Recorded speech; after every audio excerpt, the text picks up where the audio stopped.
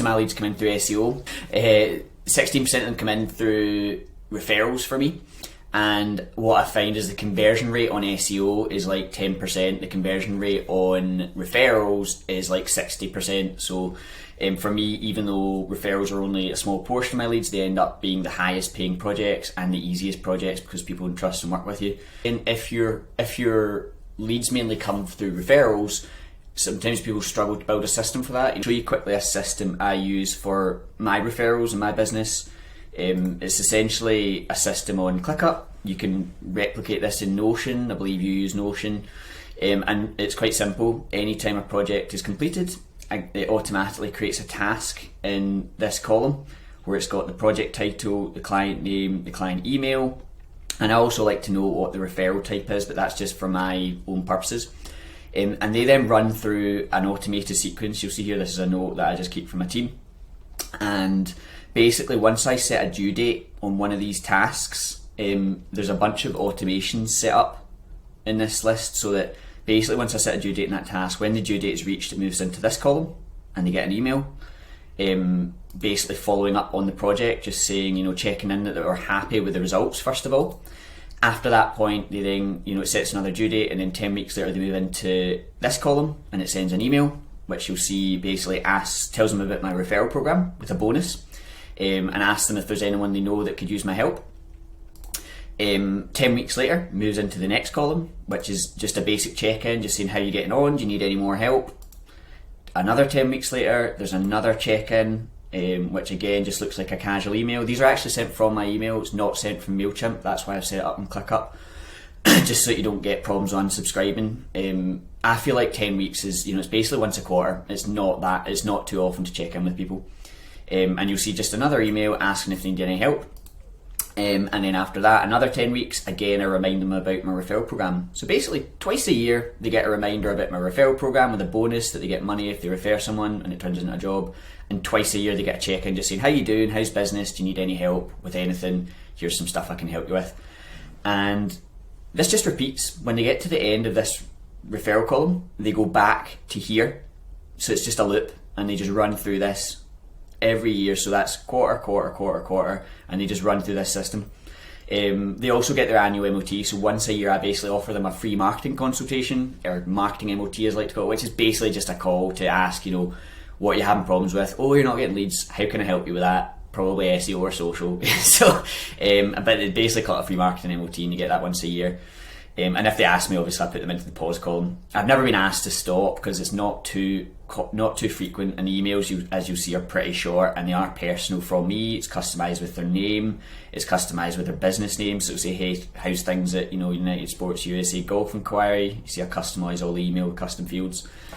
Inquiries are also a source of check-ins. So, for example, after I have sent them an email journey, they get an automated email journey once I've sent them a proposal. And after they haven't, if they haven't responded, I mark that inquiry as cancelled.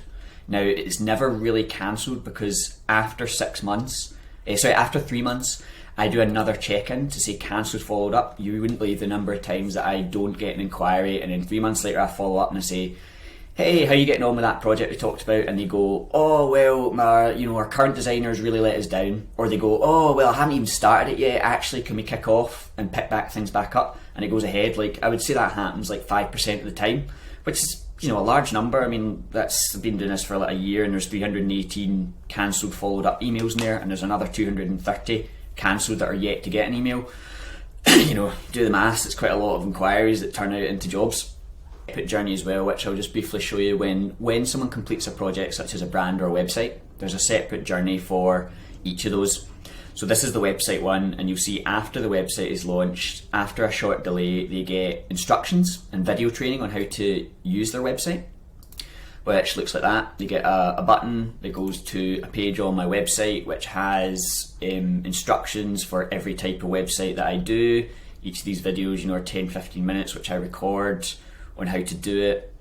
They also get, another week later, they get another email with a little checklist of like free marketing stuff they can do themselves, and there's a link to a blog post on my site which I've written, again, of just little things that they can do themselves to get more traffic out their site. Another week goes by and they get another email about how to work out a marketing budget, some strategies, and again another link to a blog post. And just some other stuff, basically the questions that I always get asked, and the timing of these is very deliberate as well. It's in between, I don't want to bombard them, so it's in between the other emails that I send, and also it correlates with when I typically get asked these questions over the years. So after 3 weeks or 4 weeks, I always get asked, why can't I find my website on Google? So guess what I've done? Of course, there's another blog post with a YouTube video which explains exactly why their website isn't being found on Google. Where I basically it's a YouTube video where I basically walk them through the basics of website SEO, why they're not getting found, and there's a text transcript to that as well. And of course they can book a free SEO audit if they want there. And closing off the journey, there is a bit more about SEO benefits. Yet another blog post, that all this is stuff I've written over years that is just built up and customers find it useful. This over the years in terms of the open rate and the click rate, just keeping an eye on it. If I found the open rate was dropping too much, I basically tweaked the timing or I removed emails. And what you see is the open rate is still very, very high, 70, 40, 60, 75. Most people are opening and reading these emails. And they might not act on them immediately, but what quite often happens is they go back to it and then they come back to me like 3 months later. So they are getting value out of them, and that's why I've set these journeys up. It's a great system for many freelancers or agencies, whatever you want to call yourself, struggle to get referrals, and they just sort of do it ad hoc whenever it occurs to them. And when you do that, it just means that you're missing out on so many inquiries that you could have had.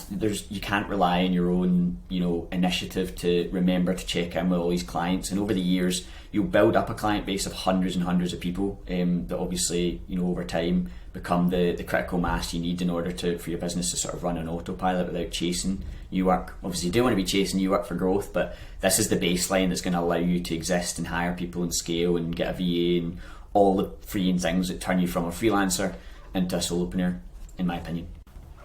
Hey, so just sharing my new leads recycling system that I've been working on today, really paying off. I basically had 5 inquiries this week that I thought were dead, that have come back out the woodwork and are back on the board. And it's fine with leads is a lot of people just don't follow up enough, and what happens is they always chasing new leads, whereas the leads that you had, the people that reached out to you previously, even if they ghosted you or went quiet, they were still a warm lead. They were looking for your help. So why is it so often as solopreneurs that we basically go chasing new leads, which are like 5 times more expensive and timely to chase than it is to reach back out to leads that were previously asking for your help? So we just tend to waste them and go, it's like buying new stuff when you can just upcycle or recycle the old ones. So that's the theory. So in terms of how it works, basically they go onto my site, they click the button to open my Calendly, they will book a call at a slot, and they basically answer a series of questions. At that point, they're added into my MailChimp audience automatically, and they're tagged with inquiry. So you get added to MailChimp, and the next thing that also happens is I've set up a Zapier sequence so that basically when they book a call, they then get added to my inquiries list. I've done a previous video before about my inquiries system, so they basically get added into here and slotted into the call booked column. Under that task, I'm not going to show you the client's email obviously, but under that task, all of the information in the questionnaire is copied into the task description. I have the client email, the client name, and the original source of the inquiry. We also have the status set to call booked automatically, so I know they've already booked a call, and the due date is set to when the call is. Now basically what happens here is from this point on, they're going to automatically run through a series of triggers. Each time they move to a new colour, these are just statuses by the way set up in Clickup. I've colour coded them so it's easier for me to interpret. But basically what happens is when they move to a new colour, a new column, they get an automatic email sent. Now there is manual points in this. It's not a fully automatic system because I don't want it to be fully automatic. For example, there's going to be times when I want to pause the automation so that I can allow them time to think about a proposal, or in case they've said they need to think about it or they're away on holiday or something like that. I don't want to be hounding them with automatic emails if we've spoken about that. So what I've basically gone and done is I've written a whole series of emails for each stage. So for example, when they book a call, they're going to get a a series of emails. For this part, once they've booked a call, this is the only part that's going to be in MailChimp. And in terms of the sequence, it's kind of designed to nurture them. They've already booked a call, so I no longer need to jog them into booking a call. I used to take an inquiry form by email and then try and push them to book a call. Now that is the key action here. All of the emails are designed to force them to book a call. So basically, or to encourage, I should say, not force, but basically the new primary action from my website is to book a call, so I've just skipped straight away several stages. In terms of the messages, I'm basically giving them a bit of background. So the first one is an intro of how we're different. The second one is a little bit longer, and it's basically about my story. It's quite a long one actually, I might cut that down. The third one is about teasing them with results. And then the fourth one is basically just results, testimonials, and a couple of video testimonials from our clients and examples of results with thumbnails of the startups that we've helped. And finally, the fifth one is basically just saying what to expect from their call. So it's not a sales call. I like to position myself as an advisor. I'm not just going to do them a hard pitch. I'll tell them in every call that I do some value that they're going to leave with, that they can grow their business with, whether they go with me or not. This is where it gets interesting. After the nurture series, there's other stages that they go through. So if they don't show up to the call, I'll manually set their status to call no show, which is obviously one of the columns in the board. So they'll move to here and they get 2 automated emails under call no show, which look like this. So it's with or without you vibes, basically trying to say to them, listen, I waited in the call, no one showed up, time's important, and things happen, feel free to book a call, but basically I'm moving on if you don't rebook. So this is the wording of that there, which I've kind of carefully tested over years really from emailing people. This is what tends to work to prompt them to rebook. And there is a second one. If they don't respond to the first nudge, because people are busy, there's a second nudge a few days later. That's if they don't attend the call. If they do attend the call, and if we're a good fit, I will then send them a proposal. So if I send them a proposal, this is a manual action, so I'll draft the proposal, I'll attach it to Panda Docs for signing, and I'll move it over to this stage, proposal sent, at which point they get an email with the proposal in it.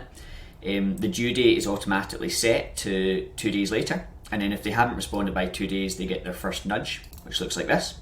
They'll get a short nudge, just basically, I know we covered quite a lot, working out my client roster, did you have questions, do you want to get started? It's quite direct at this point. There's no point in beating around the bush. You've had a conversation, they should be making a decision, a yes or a no. This is the goal. It's not to tease out more conversations. It's a yes or it's a no. The second one, 2 days later, is basically just saying, just a heads up, only a few spots. I always only have a few spots remaining just because of the way I run my business. I always have scarcity. I only take on 4 per quarter in terms of clients, which work quite well for me in terms of sales. And basically, again, the with or without you vibes, I say if they're not ready, it's not a big deal. I'll add them to the wait list and let them know when spots open up next quarter. So I'm just letting them know with a soft nudge that basically if you don't let me know, I'm just going to assume you're not going ahead and then basically put you on a wait list and someone else will take your spot. A little bit of FOMO, but not too hard. Doing too much I find just puts people off. If they don't respond, they will automatically get moved to the closed section of the board. And again, this is where I find it gets really interesting. This is the biggest change to my system recently, is that before I just used to close it and consider it done. Now remember, this is a system for recycling leads. This is the best bit. So the first email that I do is basically telling them that I've closed their inquiry. I say, hey Jane, I haven't heard from you, or you've told me you haven't going ahead, and that line's important. So if they tell me they're not going ahead, I'll close it as well. And then I send this nice little GIF, and I get quite a lot of comments. This is quite a powerful one because I get quite a lot of comments in this. People going like, "Oh, I like the GIF. I'm not ready, but can you book a call? Like, can you give me a call again next week or something like that to discuss it?" At which point I'll move it back to the nudge and set the due date for a week, and it just keeps running on a continuous loop. So that's where my sequence used to finish. I would never hear from them again, basically, and that would be it. Now what I do is I set the due date to 50 days later after the first close one. So it's about just under 2 months, which I find is a good timeline, because by that 2 month mark, one of two things will have happened. Either they'll have forgotten about the project and they really are closed and it's done, or they'll have gone forwards with someone else and either it will be successful, in which case it's fine, or the second scenario that is that they've gone forwards with someone else and it's been a complete disaster, which happens all the time. So I always check back in at this point. Now I used to check in 6 months later, but I found it was too late, because by that point they'd gotten shafted once, they got fed up and given up. 2 months later they've gotten shafted but they're ready to try again. So what I do is after the 50 days they get another check-in email that looks like this. we spoke a while ago about a project for your task title, how are things going? And then I set the due date for another 6 months. So 6 months after this one, so they get, what's that, 50 days. They get another one that looks like this.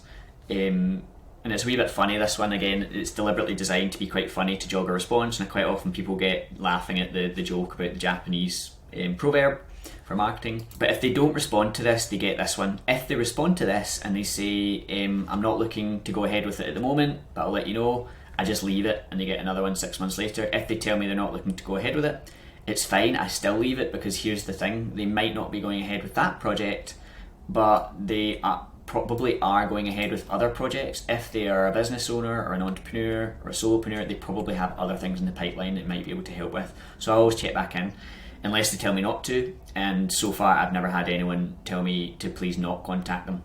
That's the interesting thing that I find really interesting. On MailChimp, you get people unsubscribing all the time during the nurture sequence and the run up to the call. What you don't get is people unsubscribing during the check-in sequence. People are more amenable or open to check-ins than they are to nurture sequences for some reason. Probably because you're finding out how they're doing instead of telling them about you. If they converted, of course, they get moved to the converted queue, so they no longer receive any emails, and they automatically get tagged on MailChimp as a client, at which point they receive an automatic onboarding email as well. So that's really it. It's not a huge change. It's built off the back of my existing referral system. You know, this is one of my most popular systems for my subscribers. This system generates 6 figures of revenue for my business every year, fully on autopilot. I don't do a thing except add them to the sequence at the start and set a due date. They then run through this sequence and it basically checks in. Now, this is previous clients. That's why this system is so effective in terms of check-ins and referrals, because it just jogs them every quarter. So I basically just took what was working here and applied it to my inquiries, where I'm treating closed inquiries as referral check-ins essentially. It seems to work, and they basically, it's semi-automated as well. So obviously each colour is they run through the process and then they stop at the end of the process, and either I manually move them or they automatically get bumped. And quite often people will move between the colours as well. For example, someone might be a no-show to a call, and then they rebook and they go back to call booked. Then they get a proposal, but they go quiet, so they go to closed. Then they get back in touch 6 months later, so they go back to proposal sent. And quite often people will go through this system 2 or 3 times before I finally close them. But the thing is, they are running back through the system. I'm not just writing them off and saying it's not a job. If they're an inquiry, they're an inquiry for life pretty much. So that's it, I'll leave that with you. If you want any help setting up the system, just let me know.